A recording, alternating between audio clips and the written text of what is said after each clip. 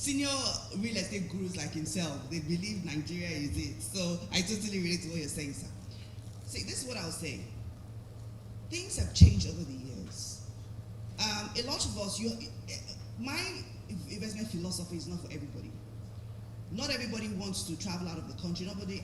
If you want your children to study outside the country, ask yourself, does it make sense to earn naira when the expenses are in dollars, pounds, and all of that? And I'll give a personal example. I finished studying in England in 2000. At the time, it was 18 naira to the pound.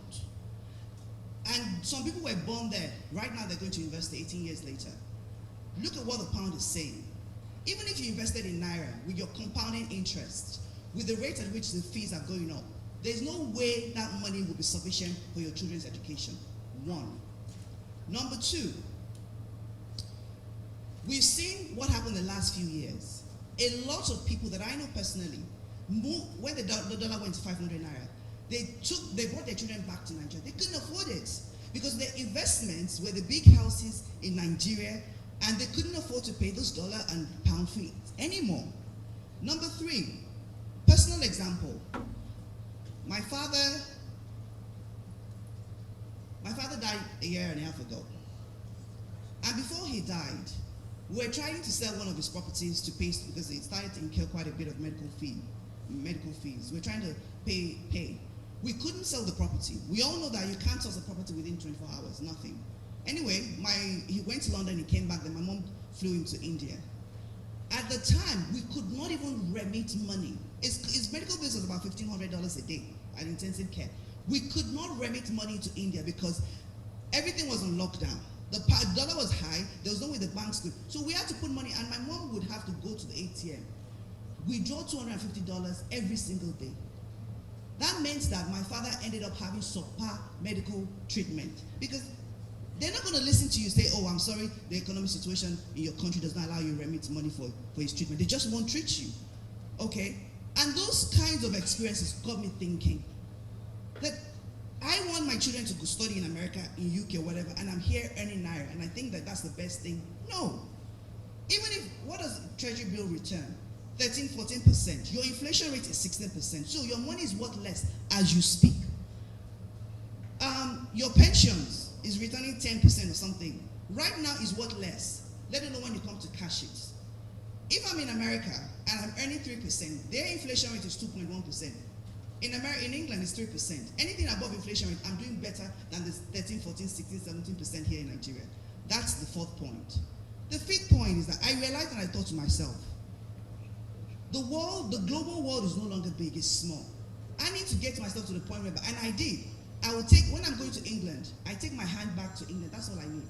Because everything I need to spend should be there, waiting for me. And the same thing in America, the same thing doesn't matter what country. The last thing I want is the GT Bank telling me that I can only spend $100 a month. And we've seen them do that. So when you look at these cumulative experiences, do you really want to put all your eggs in Nigeria? Absolutely don't think so.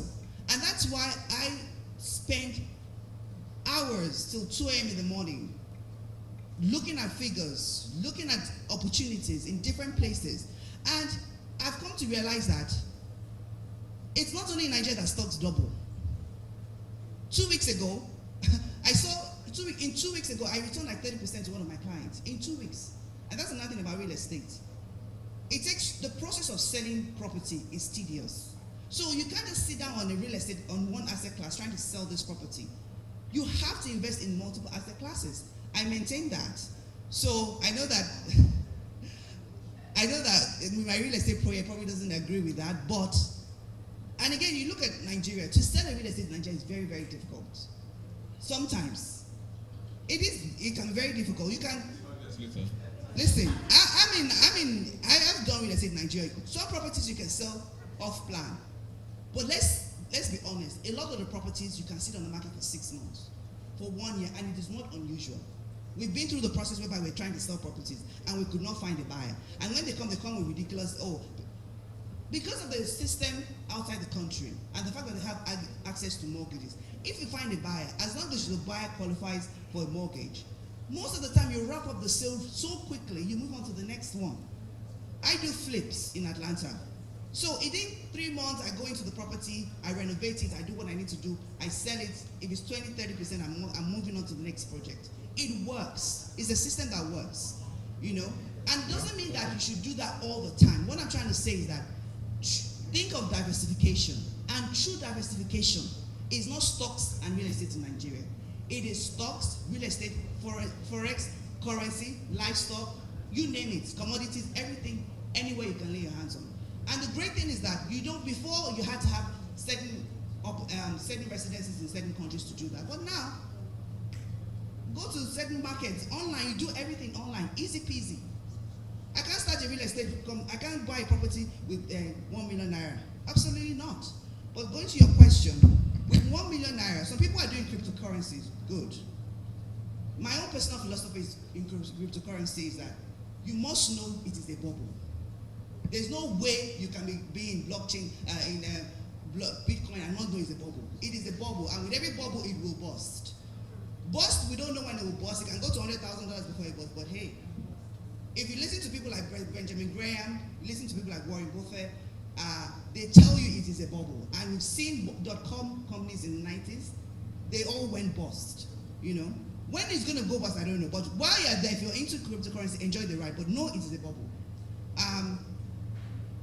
With the $1 million, with 1 million naira, or even less, like I said, $100, you can start forex trading. But be careful. You see, people say investments like this are risky, this is risky, this is risky. All investments are risky. But here's the thing, the risk comes from you not knowing what you're doing. Most of the risk. Sorry? All the risk comes from you not knowing. Real estate thing.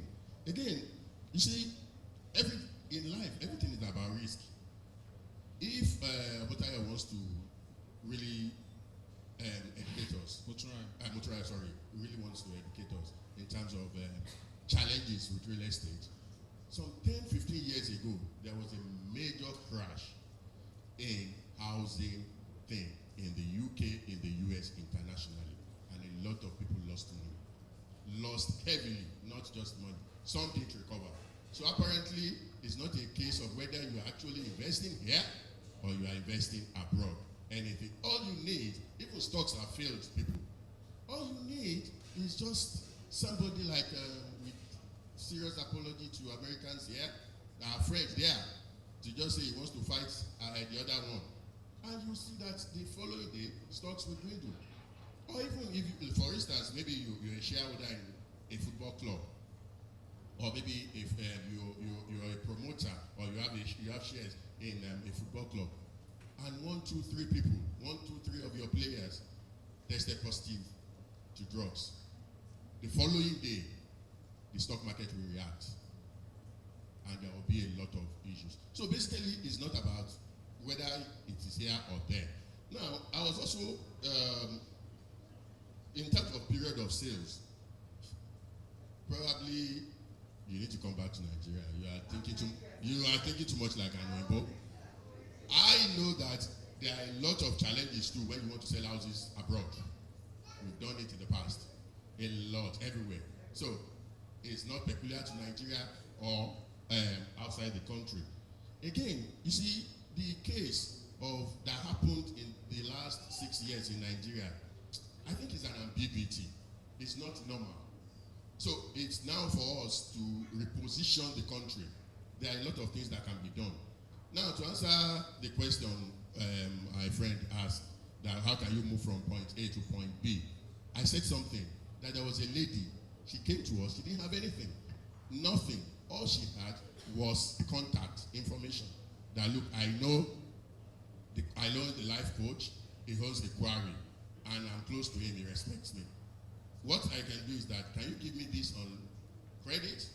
I'll supply to National Properties. After 2 weeks, National Properties will pay. I'll make my money.